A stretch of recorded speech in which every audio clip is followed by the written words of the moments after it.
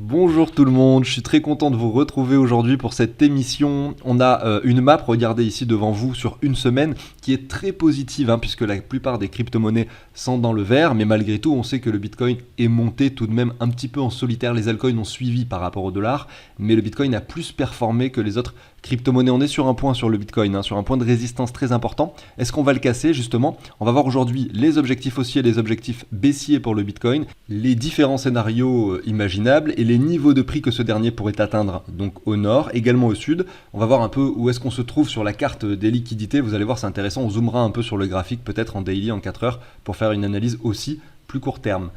L'Ether va peut-être nous offrir une opportunité très prochainement. Peut-être même que l'opportunité est déjà devant nous. Vous avez ici son graphique par rapport au Bitcoin, justement, ça sera l'occasion d'en parler. Est-ce que ça serait pas justement le moment de lisser des achats sur l'Ether avec vos Bitcoins ou même peut-être avec des dollars? On va voir ça ensemble. L'altcoin dominance est en chute libre, donc c'est pareil, que ce soit sur l'Ether ou les autres altcoins, en ce moment, il y a des opportunités à saisir.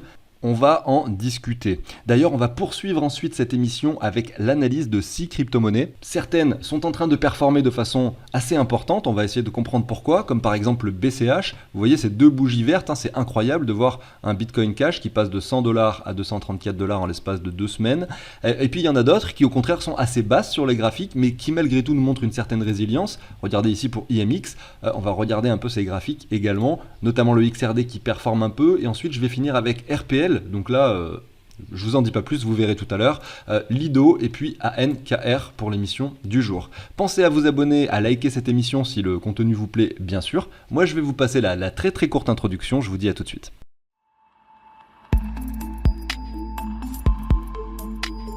Allez, c'est parti. Et petit message avant de débuter cette émission, il y a la version 3 du tableau qui récupère le prix de toutes les cryptos et les actualise toutes les heures, est disponible au prix de 2 euros par mois. Alors qu'avant, je partageais cet outil sur donation de 40, 60, voire 80 euros. Donc ça va être beaucoup plus accessible finalement au grand public, je pense. J'ai modifié quelques petites choses par rapport à la deuxième version. C'est beaucoup plus joli graphiquement, mais en soi, les fonctionnalités sont à peu près similaires. Alors, si vous n'aimez pas les couleurs, il y a plusieurs thèmes de couleurs, effectivement. Bon, c'est qu'un détail, bien sûr, mais j'ai essayé de le rendre le plus joli et le plus accessible possible pour la majorité d'entre vous. Alors, la plus-value vraiment de ce tableau, c'est que les prix des cryptos sont actualisés en temps réel. Et donc, grosso modo, si vous ne connaissez pas, vous allez pouvoir simplement répertorier toutes vos crypto-monnaies sur tous les wallets que vous possédez, sur toutes les plateformes que vous avez, dans un seul et même document. Donc là, c'est le portefeuille fictif qu'on fait ensemble, il y a déjà des données qui sont inscrites, mais je vous montre quand même. Ici, par exemple, vous pouvez ajouter une crypto. Je vais mettre Atom. Bon, elle est déjà dans la liste, mais c'est pas grave.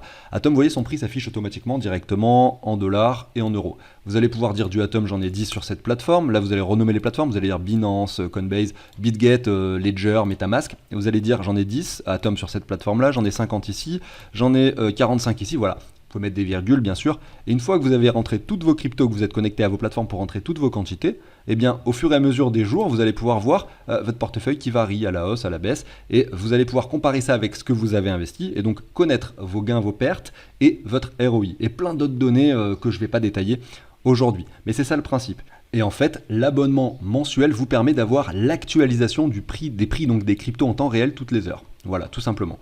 C'est comme ça que ça marche. Derrière, il y a un autre onglet où vous mettez toutes les transactions que vous faites avec de l'euro. C'est comme ça qu'on connaît votre total investi, ce que vous avez investi en tout en euros. Vous pouvez mettre également les ventes, et à ce moment-là, ça va vous indiquer les plus-values. Ça peut être une aide également pour vos déclarations d'impôts. J'ai refait un tutoriel vraiment actualisé pour ce tableau-là. Il y a sur chaque page un lien YouTube qui vous amène vers la partie du tutoriel qui explique la page en question. Donc en fait, en réalité, je vais vous aider jusqu'à ce que tout marche. Enfin, tout va fonctionner très facilement sur votre PC. J'ai essayé de simplifier au maximum les choses. Mais voilà, n'ayez de crainte sur le fait de son utilisation. Même si vous n'avez jamais utilisé de tableur, ça va être assez facile, je pense, à prendre en main. Pour l'obtenir, vous allez dans la description de cette vidéo ou toutes les autres d'ailleurs, vous allez tomber sur le lien du site de CryptOrganize, vous allez tomber là-dessus, grosso modo, tableau en haut, vous voyez, et vous avez l'outil qui se trouve ici. Donc là, c'est 2 euros par mois, plus tard ça sera plus, le prix va augmenter au fur et à mesure. Si vous faites partie des premiers à l'acquérir, vous paierez 2 euros finalement par mois pour toujours. Et puis derrière, voilà, on verra un petit peu comment ça se passe. Si vous avez l'ancienne version et vous êtes nombreux, effectivement, que vous souhaitez acquérir la nouvelle version, Vous pourrez l'obtenir avec un complément, mais ça sera plus tard. Pour l'instant, c'est pas possible pour vous encore de l'obtenir, mais je vais gérer ça très prochainement. D'ailleurs, si vous avez la version 2 et que vous souhaitez obtenir la version 3, n'hésitez pas à me le dire dans les commentaires. Ça me permettra de voir à peu près combien de personnes sont intéressées. Allez, c'est parti, on débute cette émission avec le Bitcoin. Donc, très intéressant ce que nous fait le Bitcoin, les cryptos en ce moment. Petite poussée de ce dernier avec le trade qu'on a ouvert sur ce point de support qui était très pertinent. Aujourd'hui, on revient sur un point de résistance assez important. Donc, est-ce qu'on va le percer directement? C'est la question qu'on se pose. En weekly, on voit que cette poussée était très très rapide. C'est-à-dire que sur une semaine, le Bitcoin a pris quand même 16% pour venir chercher ce point haut. Et là, on voit qu'on entame la semaine dans le vert. Je ne serais pas étonné de voir une continuation haussière puisque ça a été assez violent comme hausse finalement. Et c'est souvent ce qu'on observe. Regardez, je vous reprends un peu l'historique du Bitcoin pour vous matérialiser ça. Quand on a une hausse assez violente, c'était le cas ici. Vous voyez que derrière, on a la continuation haussière. Ici également, la hausse était assez violente, on a la continuation haussière. Le marché souvent met du temps à digérer un mouvement et un mouvement qui est très violent ne s'arrête pas d'un coup. Derrière, ça met du temps à se retourner. Donc on peut s'attendre à cette continuation haussière ici sur le Bitcoin. Et si ça arrive, quels sont les objectifs? On les a déjà vus ensemble. On va les évoquer de nouveau avant de passer sur du plus court terme. Eh bien, on aurait bien sûr sans problème les 38,2, les 36 000. Pour moi, c'est l'objectif à abattre. Et ça peut arriver dans les 2 semaines qui viennent sans aucun souci si on a un scénario similaire finalement donc aux différents points que je vous ai montrés au préalable. Derrière, on a la ZR entre les 48 et les 57 000 et les 0,5 aux 42 000. Mais vraiment, le premier niveau à abattre, c'est les 36 000 $. Et ça sera déjà un très très bon point pour pourquoi pas, en l'occurrence, sortir du trade, et si vous avez pris le joli trade qu'on avait évoqué ensemble, et aussi pourquoi pas, si jamais, commencer à revendre petit à petit des cryptos pour récupérer un peu de fiat, si jamais derrière on a ce genre de phénomène qui se produit, c'est-à-dire un retour sur des niveaux inférieurs afin de dessiner un W. Même si le retour pourra se faire plus tard, c'est toujours intéressant de commencer avec des petites sommes à lisser des reventes, en sachant que de toute façon, là, on est dans un marché baissier. Revendre toutes ces cryptos pour des stablecoins, ça me semble quand même pas très intéressant. En revanche, essayer de repasser à 50-50 me paraît un chiffre très honnête. Comme ça, derrière, si ça chute, bim, vous avez de quoi racheter. Et si ça continue de monter et que finalement on s'est trompé, qu'on vient faire un double top directement, ce qui reste assez peu probable, mais tout peut se passer sur les marchés, bien à ce moment-là, vous aurez encore 50% de crypto pour profiter de ces gains. Je vais zoomer maintenant sur cette partie-là du graphique en passant en daily. Mais avant ça, il va falloir que je mette un petit Fibo pour voir un peu les objectifs baissiers. Si jamais là, admettons, on a touché le top, ce qui reste assez peu probable en termes de statistiques, mais pourquoi pas. Je passe en daily, voilà, on regarde ça. Ici, on a vu donc les objectifs haussiers. Clairement, on n'a pas grand-chose qui peut nous stopper jusqu'aux 36 000 si on casse ce point de résistance. Par contre, au niveau des points de support, on a plusieurs points qui peuvent faire office de support. En l'occurrence, tout d'abord les 23,6. Ensuite, les 38,2 qui représentent les 25 400 $ et qui est un point de support très pertinent. C'est là où on a rebondi récemment. Est-ce qu'on va les toucher de nouveau? J'en sais rien. Mais voilà, par la suite, on a des niveaux inférieurs tels que les 21 000 et les 19 000. Si jamais cette hausse que l'on vit depuis 3-4 mois sur le Bitcoin est terminée, voilà les objectifs qui nous attendent a priori pour les prochains mois. Si je passe maintenant en 4 heures et qu'on fait une analyse vraiment beaucoup plus court terme, qu'est-ce qu'on observe? On observe que le RSI a touché une zone de surachat récemment pour aller vraiment chercher un point haut ici lorsque le Bitcoin a touché les 30 000 $. Ensuite, on est venu chercher les 31 000 avec un RSI qui dégonfle. Donc, premier signe finalement de ralentissement du marché avec un RSI qui par la suite donc confirme la divergence, vient chercher le point des 50 au niveau du RSI. Mais en parallèle, on a un cours qui reste très haussier ici, en fait, on va dire en termes de tendance. On a toujours une tendance haussière, un RSI qui dégonfle aux 50, la divergence qui a été cassée avec le retracement assez important aussi qui s'est opéré. Donc on n'a pas cette impression effectivement que le Bitcoin puisse redescendre plus bas dès à présent. On a cette impression au contraire, même sur le 4 heures, que la poussée peut continuer effectivement. Quand je vois ceci, je me dis que là, sans problème, même en 4 heures, on peut dessiner une divergence plus long terme, c'est-à-dire un RSI qui retourne en surachat, un cours qui monte effectivement un petit peu plus haut. Ça voudrait dire que ça, finalement, c'est le haut d'une vague 3 au niveau de l'héliotisme et qu'on peut dessiner la 4, la 5, avec une jolie divergence à la clé. Alors, je parle d'héliotisme, en réalité, j'ai même pas fait l'analyse. Il y a un YouTuber en particulier que vous connaissez peut-être qui le fait beaucoup mieux que moi, je pense. Mais c'est vrai que là, sur le 4 heures, on peut pas trop observer ces vagues d'Elliott. Ici, c'est tellement puissant qu'on n'a pas l'impression d'avoir de retracement. On peut s'amuser à le faire, hein. Allez, on va s'essayer à l'héliotisme un petit peu. Si je prends cette hausse-ci, on voit qu'on est venu chercher les 23,6. Donc pour une vague 2, c'est quand même extrêmement faible. On aurait une vague 3 finalement qui nous aurait peut-être amené jusqu'ici. Effectivement, donc par là, vous voyez que la vague 3 nous montre même pas de retracement au 23,6. Donc c'est quand même hyper violent comme mouvement. Et donc la construction n'est vraiment pas présente pour moi et la pression acheteuse est très importante, on le voit sans aucun problème ici. Maintenant on va regarder un peu les liquidités. Et les liquidités au nord, vous avez, je ne sais pas si vous vous rappelez, à l'époque on faisait cette analyse, on voit qu'il y avait un vrai trou sur les 40 000. On voit que ce trou il a disparu. Maintenant on a vraiment complètement même, je dirais, une zone de liquidité à venir chercher. Elle se situe jusqu'aux 36 000, vous voyez. Donc c'est pour ça, c'est pas un niveau anodin les 36 000, on le voit graphiquement parlant avec les Fibos, et on le voit très clairement aussi sur les liquidités. Ça permettrait de venir chercher toute cette espèce de liquidité ici qui s'est accumulée. Est-ce que par la suite on a à nouveau de la liquidité au nord qui s'accumulera, et à ce moment-là on pourra peut-être aussi aller la chercher, ou est-ce qu'à contrario ça sera plutôt au sud que la liquidité s'accumulera, et à ce moment-là le retracement sera inévitable? Ça on n'en sait rien, il va falloir laisser le marché faire pour pouvoir le définir. Mais c'est clair que ce qui est bien avec le Fibo, c'est qu'en fait ce niveau des 36 000, on n'a pas besoin d'attendre cette liquidité. Ça nous confirme des choses, hein, finalement, cette liquidité, cette carte nous dit que simplement, on a cette confirmation que les 36 000 sont un niveau important, mais en réalité, si on regarde depuis déjà très très longtemps le Bitcoin, même depuis le mois de décembre 2022, voilà, et bien en fait, ces 36 000, c'est un niveau qui est matérialisé par les 38,2. Donc les Fibos permettent d'avoir des éléments graphiques long terme, beaucoup plus, on va dire, j'allais dire beaucoup plus intéressant, mais c'est pas ça que je veux dire, finalement beaucoup plus fiable en fait que la liquidité qui finalement nous donne plutôt des éléments sur le court terme, du 3, 4, 5, 6 mois, vous voyez, alors que le Fibo peut vous donner des éléments sur du 1, 2, 3 ans, donc c'est pour ça l'intérêt aussi de coupler ces analyses.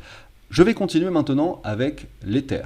Et l'Ether a un graphique long terme qui est finalement en train de ranger entre cette borne-là par rapport au Bitcoin. On va voir après son prix par rapport au dollar, vous inquiétez pas. Donc ranger entre les 0,08 et les 0,048. Donc on a un range qui s'opère ici.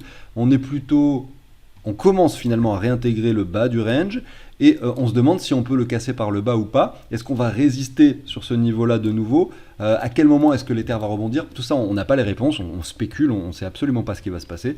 Mais c'est vrai que là, on commence à avoir des niveaux intéressants pour rentrer sur l'Ether en l'achetant, en l'occurrence, on le voit ici avec du Bitcoin, parce qu'on réintègre une zone de rechargement, qu'on a les 0,058 un petit peu plus bas, et qu'on a voilà, des altcoins qui chutent en ce moment. Et l'Ether fait partie de ces altcoins, et on voit qu'on a cette tendance baissière qui est bien dessinée, et que sur le plus court terme, du coup, si je me mets par exemple en daily ici, on est sur le bas du canal que je viens de vous dessiner. Et donc le bas du canal, c'est forcément une opportunité d'achat, une opportunité de palier d'investissement sur l'Ether.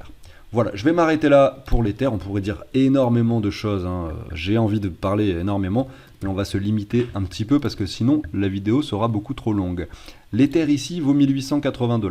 Il a touché son sommet au 2128. C'est vrai que le Bitcoin, lui, en l'occurrence, se retrouve actuellement sur cette résistance. Le Bitcoin, si l'Ether avait suivi le Bitcoin, il serait actuellement sur les 2100 à peu près, 2130 $. Mais ça n'est pas le cas. L'Ether est en train de se faire manger un petit peu par le Bitcoin, mais bon, c'est des cycles, hein. Des fois c'est l'inverse, c'est des cycles, on le sait, et il faut essayer de jouer un peu avec ces cycles pour rentrer dans les cryptos que l'on souhaite, ou naviguer entre les différents actifs que l'on possède, bien sûr. Donc là, on voit qu'on a touché un bottom sur les 900 $, qu'on est en train de construire quelque chose de très intéressant, qu'on a une certaine résilience qui s'est dessinée sur l'Ether, assez importante. On a fait un sommet ici vers les 2000, on a ensuite touché les 2100, là on retrace légèrement. Donc en fait, par rapport au Bitcoin, on peut voir qu'une opportunité est en train de nous être offerte. Par contre, par rapport au dollar, c'est vrai qu'investir dans l'Ether maintenant, c'est peut-être un peu risqué. Peut-être que dans 6 mois, en fait, l'Ether sera plus bas. Si le Bitcoin vient chercher, admettons, les 36, 40 000, que derrière un fort retracement se produit, peut-être que l'Ether, sans problème, pourra venir chercher cette ligne de support aux alentours des 1200 $, 1300 $.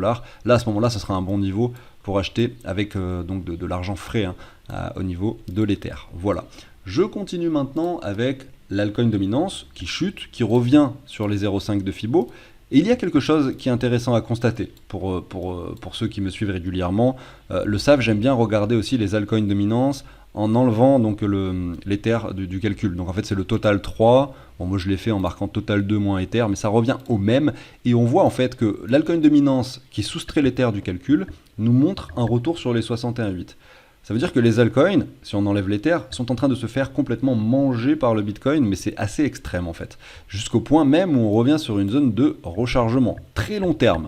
Donc là, on a peut-être, sur la plupart des altcoins, un début de quelque chose qui nous montrera dans les mois, semaines, peut-être pas années quand même, mais dans les mois qui viennent, des opportunités hyper intéressantes pour investir, si elles ne sont pas déjà présentes. Hein. Peut-être que là c'est le bottom, on n'en sait rien, mais en tout cas, on a quand même un enchaînement de bougies rouges qui nous laisse présager quand même une continuation baissière et une réintégration de cette ZR au niveau de l'altcoin dominance. Ça montre que la plupart des altcoins vraiment sont en chute libre en ce moment par rapport au Bitcoin. Je continue maintenant avec les altcoins qui se comportent un peu différemment du marché, parce que si je vous regarde finalement Sand, Mana, je vous regarde Avax, Link, la plupart des cryptos ont exactement le même graphique. Des nouveaux bottoms par rapport au dollar et des nouveaux bottoms encore plus importants par rapport au Bitcoin. Mais il y a quelques exceptions. Le XRP en fait partie d'ailleurs, mais c'est pas celle-là que je voulais vous montrer aujourd'hui. Je vais vous montrer un peu les exceptions. On a IMX, tout d'abord, qui certes dessine un nouveau bottom sur le Bitcoin, mais suit une ligne de tendance très très propre. Donc pour moi, on a une opportunité effectivement d'investissement à la fois en Bitcoin et à la fois en dollars sur IMX, parce que je vais vous mettre aussi le graphique, comme je me suis trompé, IMX USD. Vous allez voir que l'opportunité est aussi présente en dollars, puisqu'on a un bottom qui a été touché, un sommet qui est venu chercher les 1,60$. On revient aujourd'hui vers les 62 centimes. Et ce projet Layer 2 qui concerne les jeux vidéo en l'occurrence, est pour moi un projet quand même à fort potentiel qui nous offre aujourd'hui des prix sur les 75 centimes. Très intéressant. Donc je voulais vous parler bien sûr de ça. On a le BCH qui monte, on ne sait pas trop pourquoi. Je suis allé lire un article sur cryptotoast.fr qui explique que cette hausse a priori n'a pas de raison particulière. Elle est tradable à la même image que le Bitcoin, l'Ether ou le Litecoin sur certaines plateformes finalement institutionnelles. Bon, ok, mais c'est probablement pas nouveau qu'elle le soit, et je pense pas que ce soit la raison qui fait que ce token pump. Je pense que la vraie raison, c'est qu'en ce moment, on a un Bitcoin qui domine ce marché et que le Bitcoin Cash, finalement, n'est qu'un fork du Bitcoin. C'est-à-dire que la blockchain du Bitcoin s'est divisée en deux, je crois que c'était en 2017, avec sa forme originelle qui est restée donc le BCH, et sa forme du Bitcoin actuel qui a été donc améliorée. Si je ne dis pas de bêtises, désolé pour les puristes, si jamais je dis des bêtises. Mais ce que ça veut dire grosso modo, c'est que ça reste quelque chose qui est, et avec son logo en plus, son nom aussi dans lequel il y a le Bitcoin, qui est carrément intimement lié au Bitcoin. Et je pense que les personnes qui n'y connaissent rien aux crypto, honnêtement, je pense qu'il y a des personnes qui se disent le Bitcoin est à 30 000 $, le BCH lui est à 100 $, il est complètement sous-évalué, le Bitcoin monte, donc ils achètent du BCH sans vraiment savoir pourquoi. Et en fait, c'est peut-être ça qui le fait monter, des particuliers qui s'enflamment un petit peu. Et après, il suffit de venir chercher, hein, si jamais ce token est disponible sur les contrats dérivés, il suffit de venir chercher des liquidités pour avoir un effet crescendo et une poussée extrême du token. Donc aujourd'hui, on est déjà sur les 230. Est-ce que ça veut dire qu'il faut se jeter dessus ? Non, je pense pas, attention, c'est un peu aussi pour ça que je vous le passe aujourd'hui. On a cette ligne de support, de résistance, pardon, on vient la chercher, on peut très bien monter encore plus haut, comme je le dis, les mouvements très puissants ne se renversent pas d'un coup en général, enfin, sauf sur les shitcoins, ça dépend, mais voilà, il faut se dire que quand même, c'est peut-être pas l'opportunité du siècle aujourd'hui pour investir. Au mieux, en achetant maintenant, vous allez peut-être avoir 50% de performance, et au pire, vous prenez 50%.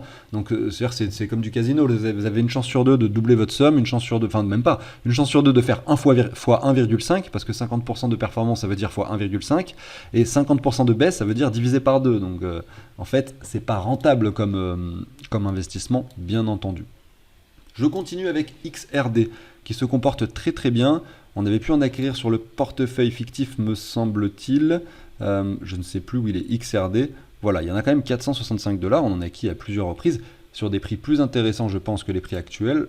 Et aujourd'hui, voilà, on a un super W qui s'est dessiné, un joli retour de neckline qui nous a qui nous a offert ces opportunités d'achat sur le portefeuille fictif. Et là, bim, on monte de nouveau. Donc le graphique est juste hyper propre sur XRD, même si là j'ai pas beaucoup d'historique, et on peut le regarder aussi peut-être par rapport au Bitcoin. Je sais pas s'il est disponible, on va pas avoir peut-être...